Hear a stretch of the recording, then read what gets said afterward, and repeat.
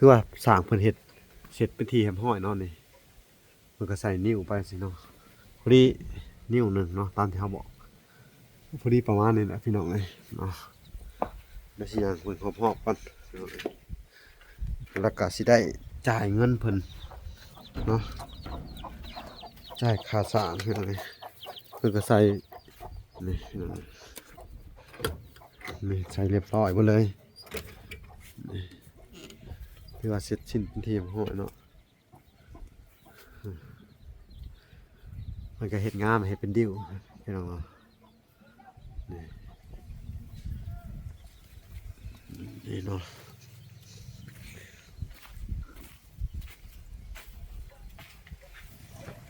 พี่น้องเลยแอมเสร็จเป็นที่เรียบร้อยว่านนี่กะโอ้พากันเห็นยังน่ะอ๋อสบายดีแกะหน่อไม้แมนโอ้ไปหาหน่อไม้แต่เช้าแท้นี่มันนาหาอ๋อแน่นหนาวะโดยอ๋อสิได้กินแกงหน่อไม้แล้วบัดนี้เนาะโดยโดยเป็นจังไดอันเรือนครัวงามอยู่บ่เพิ่นเฮ็ดแล้วแหละงาม อยู่ได้อยู่บ่ได้ มีแต่เอา เป็นยังงาม งามเนาะ โดย นี่เตาไฟที่เพิ่นเฮ็ดอยู่เฮ็ดกินปัจจุบันเนาะพี่น้องเนาะเพิ่นย้ายออกมาจากหันเนาะจากอันกระต๊อบน้อยที่เคยอยู่เนาะย้ายออกมาแล้วก็มาดังไฟอยู่นอกพี่แหละเนาะโดยตอนนี้ก็ดังอยู่นอกไปก่อนน่ะสิบ่ดังจะนองหน้าพ้นบ่เลยจังได้ย้ายเข้าไปเนาะโดยอืมอันนี้ก็เป็นนั่นจุดประสงค์ของทางอันแม่ตู้เด้อโดยแม่ตู้ USA ที่ช่วยเหลือซุมเจ้าเด้อโดยโอเคพี่น้องเอ้ยเนาะทางเวลาก็สิได้มอบเงินให้เพิ่นค่าสร้างก่อนพี่น้องเอ้ย3 ล้านเนาะ3 ล้าน5เพิ่นบับเพิ่นเบิกไปแล้วพี่น้องเอ้ยไป500,000เบิกไป500,000เนาะเอานับเบิ่งก่อนค่าไม้อีกบัดนี้โอ้พี่น้องค่าไม้ราคานะอีกค่าไม้ค่าไผเนาะ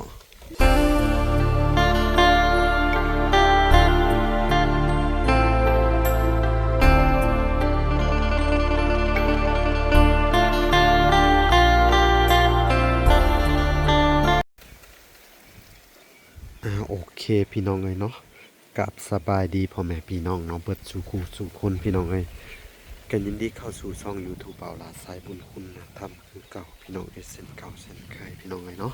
ทักทายสบายดี FC ทางฝั่งไทยและ FC ทางฝั่งลาวและ FC ทางต่างประเทศพี่น้องเอ้ยที่รับชมเบาลาอยู่เนาะมื้อนี้ก็มาติดตามเนาะการทำครัวเนาะของสร้างเพิ่นเนาะของแม่คำตาน้องแน่นหน้าพี่น้องเอ้ยเนาะคือว่าสร้างเพิ่นเฮ็ดเสร็จเป็นที่แฮมห้อยเนาะนี่มันก็ใส่นิ้วไปสิเนาะพอดีนิ้วหนึ่งเนาะตามที่เขาบอก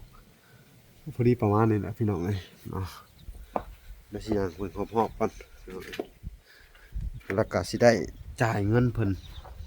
เนาะจ่ายค่าสร้างพี่น้องเอ้ย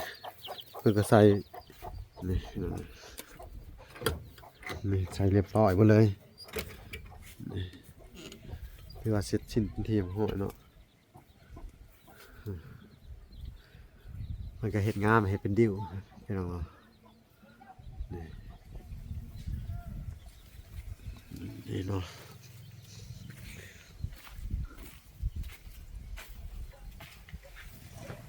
พี่น้องแอมเสร็จเป็นที่ห้อยว่านนี่กะใส่ไม้เพิ่มเติมอีกไม้เส้นพี่น้องเอ้ยคือใส่ตรงมันทางสร้างเพิ่นก็สั่งมาเพิ่มอีกนี่เข้ามาด้านในถือว่าเสร็จเนาะเสร็จเป็นที่เรียบร้อยแล้วเนาะทางเวลาก็สิได้จ่ายเงินค่าสร้างเพิ่นพี่น้องเอ้ยเนาะคืออันน่ะงบประมาณในการเฮ็ดอันน่ะครัวครั้งนี้เนาะพี่น้องเนาะ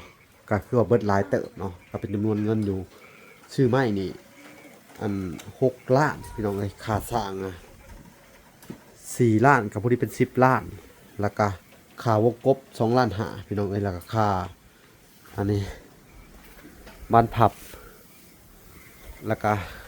ไล่หลอก แล้วก็มือจับนะครับพี่น้อง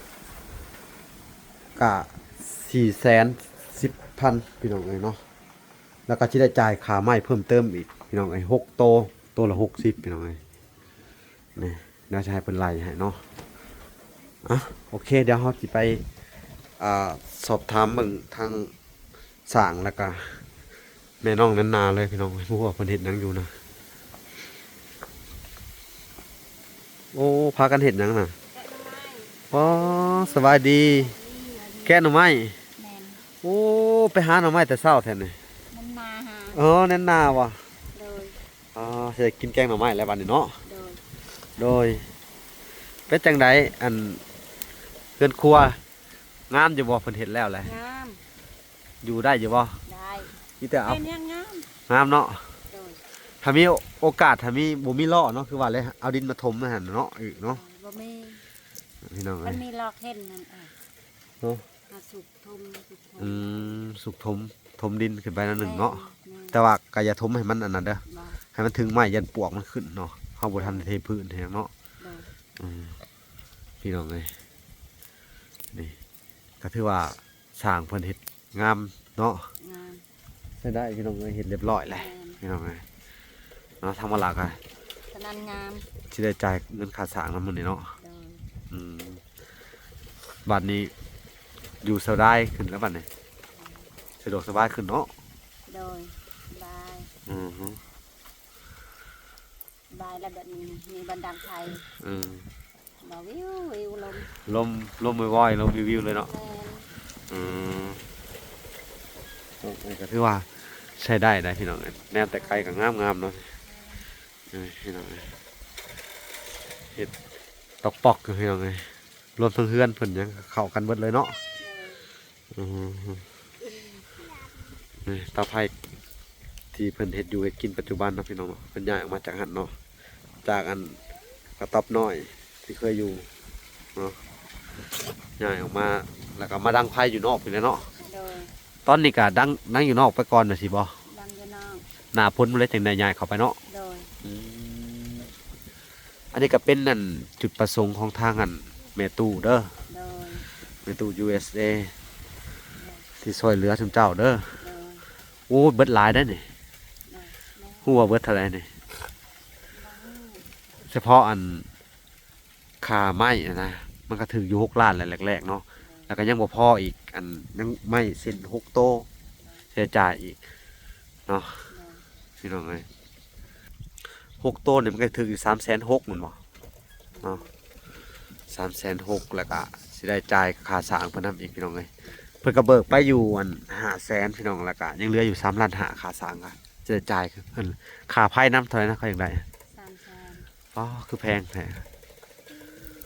เนาะ ไม่ลายก็ว่า ไม่หลายเนาะ แม่น อ๋อพี่น้องเอ้ยค่าไฟกับแพงอันนี้ทางสร้างมันก็ไปลื้อสายไฟมาแล้วเนาะเดี๋ยวสิไปอันน่ะ สองมือก็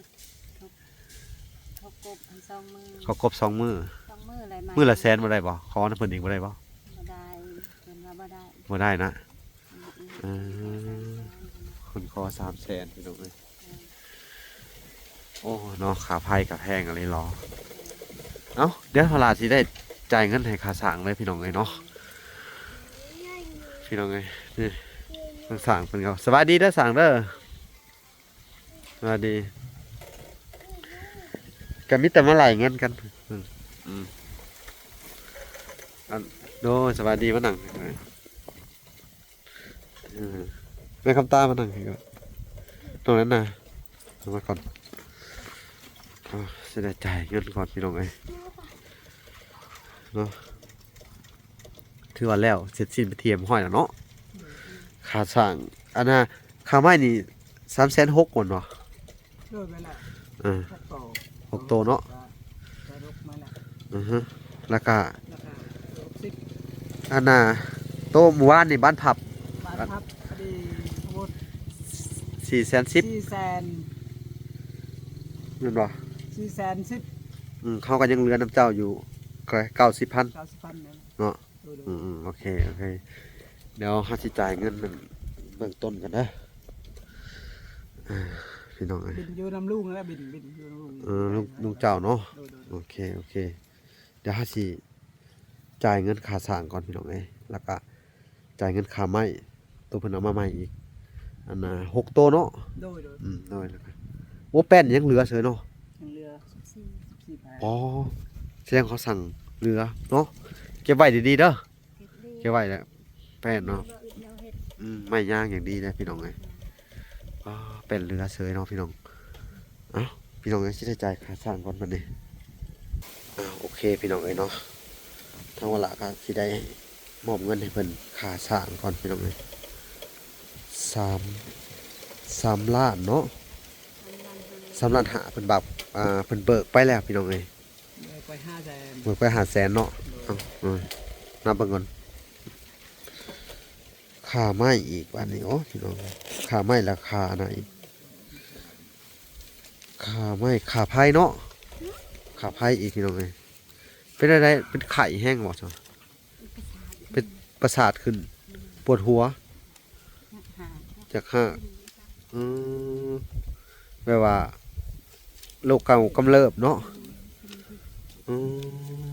ปวดเบิดหัว เปิ้นหมด มียามีหยังกินหรือบ่คือบ่ได้ไปกินยา บ่ได้มีเงินไปซื้อ อืมเดี๋ยววันหลักก็สิได้สงสัยสิได้มอบเงินให้เพิ่นนี่ไปซื้อยานำแน่เนาะไปซื้อยาเด้อก็สิมอบให้นำแน่อันนี้ค่านั่นเด้อค่าไผค่าไผเอาให้เขาเด้อค่าไผเด้อ เอ้ย ค่าไผ300,000พี่น้องเอ้ยละบาทนี่ค่าไม้อีกเนาะ360,000พี่น้องเอ้ยเบิดหลายเติบแม่นนี่เนาะขนาดเห็ดน้อยเดียวเนี่ยเขาปูพื้นเข้าไปอีก10ไปล้านเลยนี่ 10ปลายล้านเลยเนาะโอ้ เดียวบ่แพง แพงเนาะ ไม้ไม้ สุดยอดเลยพี่น้องเอ้ย 2-3 แสนบาท พี่น้องเอ้ยก็สิจะจ่ายค่าไม้อีก360,000เนาะแต่ว่าเงินเก่าเขายังค้างอยู่90เนาะเขาสิให้300,000เนาะยัง เรียกค่อยค้างเขาอีก 30,000 นั่นแหละ โดย เอาใจเลย โดย ครบแล้วเด้อ ครบแล้วเนาะ โดยเสร็จสิ้นแล้วเด้อแม่เอ้ย เนาะ โดยขอบใจหลายผู้ที่เฮ็ด3มื้อเนาะ 2 มื้อ 2 มื้ออ๋อ 2 มื้อเลย โอ้ไวเนาะเฮ็ดเก่งเลยพี่น้องเอ้ยเพิ่นก็เฮ็ดไวงามๆพี่น้องเอ้ยนะโธ่อันนี้ ครบแล้ว เฮ็ดเป็นเดี่ยวคักเนาะงามอยู่เป็นเดี่ยววันนี้ก็เก็บข้าวเก็บน้ำก็ได้บัดเนาะเอามาเก็บมันนี่เด้อหลอกเอาอันนี้ข้าวน้ำก็เก็บไว้ในส่วนนั้น แม่น แล้วก็ดังไฟก็ดังในส่วนนี้เนาะ แม่น อืม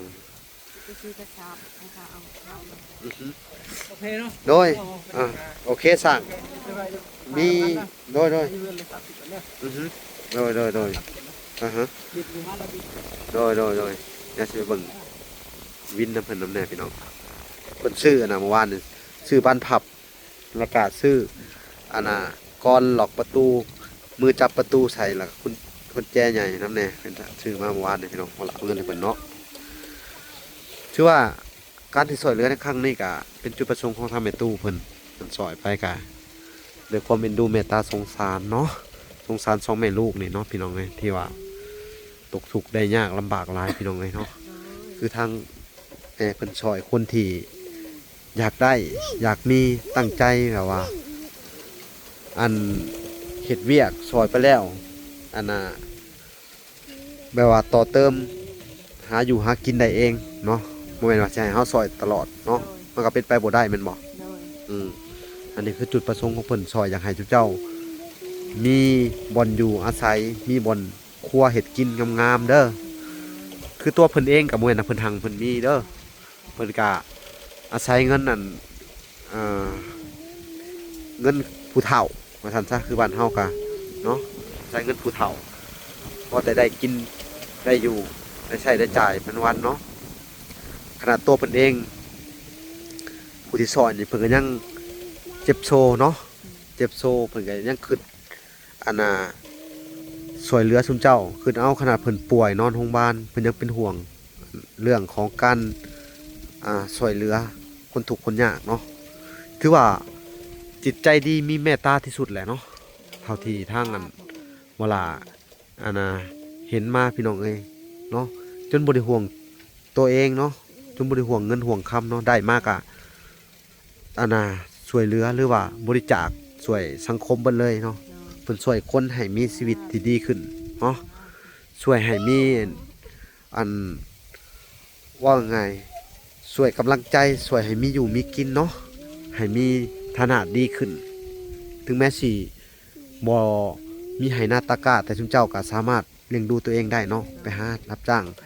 อันน่ะเอาข้าวเอาน้ำมาเฮ็ดอยู่กินเลี้ยงลูกเลี้ยงเต้าได้สู้เด้อแม่คำตาเด้อสู้เด้อน้องแน่นหนาเด้อสู้ต่อไปเด้อคือว่าโดยกำลังใจเด้อทางวลาก็ให้กำลังใจที่สุดเนาะนี่แหละต้องการคนแบบนี้พี่น้องเอ้ยต้องการคนที่สวยแล้วรู้จักอันน่ะช่วยเหลือตัวเองบ่พึ่งพาไผแล้วก็ต่อยอดอันน่ะใช้ที่ดินปลูกพังแล้วก็ใช้เรือนใช้ชานให้บ่อนอยู่อาศัยเป็นประโยชน์เนาะต่อยอดตัวเองได้เนาะก็ถือว่าเป็นบุญกุศลอีหลีของผู้ใหญ่เพิ่นตั้งใจช่วยไว้เพิ่นช่วยแล้วก็บ่ผิดหวังเนาะบางคนช่วยแล้วแล้วก็ลืมบุญลืมคุณเนาะ บ่ลืมไปแล้ว ยกตัวอย่างคือบ่เฮาก็บ่ได้ต้องการอีหยังจากเจ้ายกตัวอย่างคือทางนั้นอาเบยซุมื้อนี่ที่ว่าเฮ็ดให้ซุมเฮานะเนาะซอยไปกะตั้งแต่เวลาเขามาเห็นเนาะขออนุญาตนํพี่น้องเลยเนาะอันแรกๆก็คือว่าเพิ่นเป็นคนดีเนาะชาวบ้านเว้าตักเตือนทางเวลาก็บ่ฟัง แม่ คิดว่าน้องเพิ่นเป็นคนดีเนาะไปอยู่ในต้นไม้ แม่ แล้วก็มีพี่น้องเพิ่นมาขอความช่วยเหลือเฮากะพี่น้องเพิ่นก็ว่าทำห้องในบงในบ้านว่าแต่ผลสุดท้ายมาในบ้านก็บ่ได้รับรู้แล้วก็ในบ้านยังติมหนิเฮาแล้วก็ชาวบ้านก็ตำหนิเฮาเบิดเลยตำหนิว่าเป็นหยังคือสอยคนแบบนี้นะทั้งที่อันสุข่อยก็บอกเขาว่ากล่าวเตือนเจ้าพอมีปัญหาแหละไปหาในบ้านเขาก็บ่รับเอาบ่รับเลย แต่ทางเวลากะอันฮู้แต่แรกเนาะก็เลยยอมถอยออกมาตั้งแต่เพิ่นเฮ็ดใส่เวลาหลายๆสิ่งหลายอย่างแต่เฮาบ่อยากเว้าเนาะแรกๆก็อยากให้น้องเพิ่นอันน่ะได้เนาะแต่ผลสุดท้ายมาน้องก็บ่ได้เป็นคือเฮาคิดว่าเพิ่นจะเป็นคนดีแม่นบ่ โดย สอยไปแล้วก็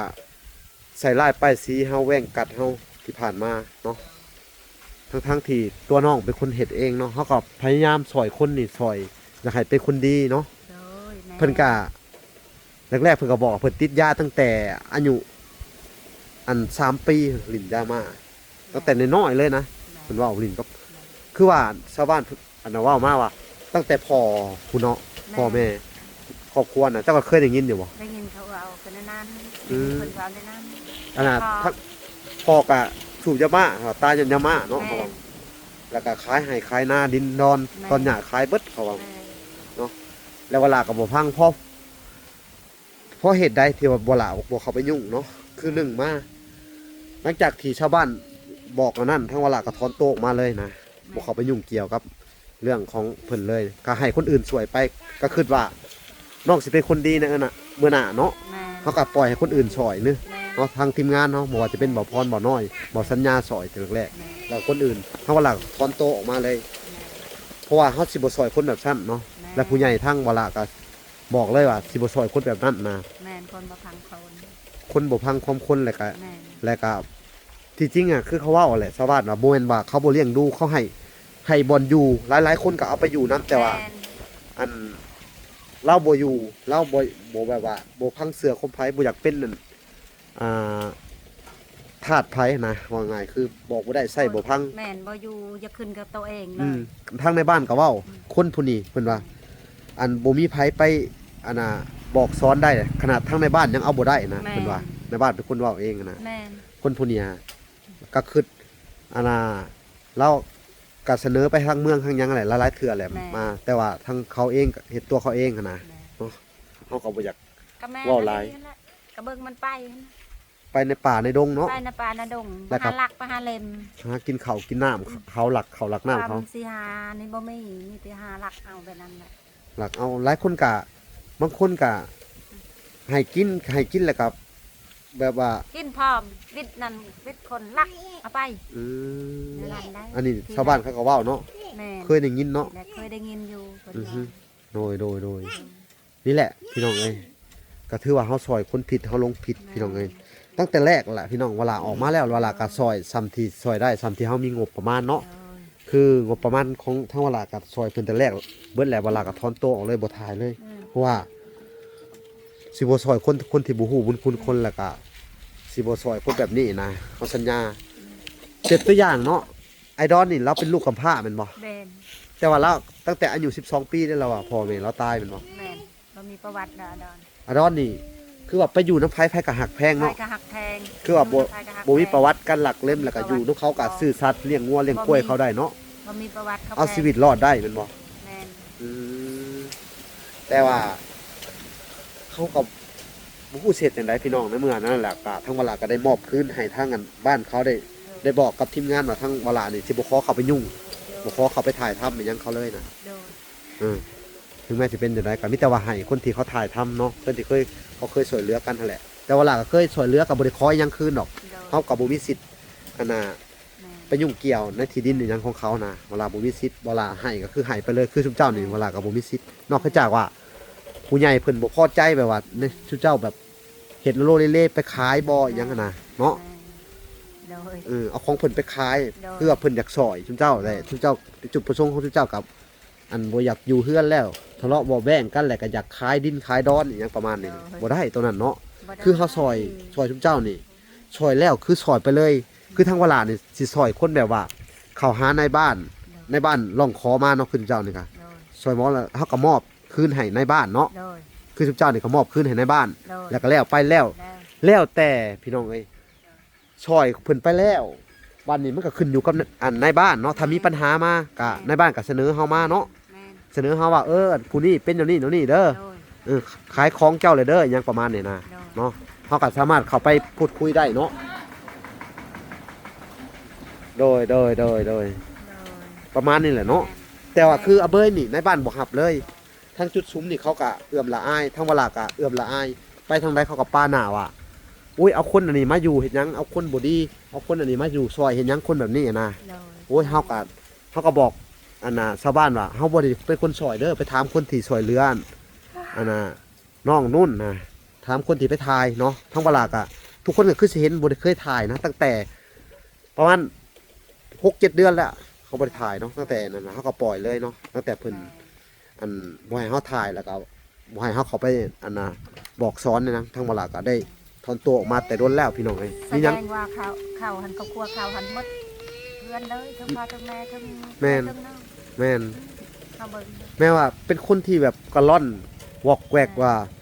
บ่ยอมรับความจริงหั้นนะ ได้ แม่นและก็อันแบบว่าเฮ็ดผิดบ่ยอมรับผิดนะ แม่ มีแต่ว่าจ้าหลอกแหลกเบี่ยงบายไปเนาะเฮาก็บ่อยากเข้าไปอันน่ะแต่เขาไปยุ่งนะคือเฮาก็มอบได้เบิดเลยเพราะว่ามันเฮาซอยก็เฮาอยากซอยคนที่อันนายบ้าน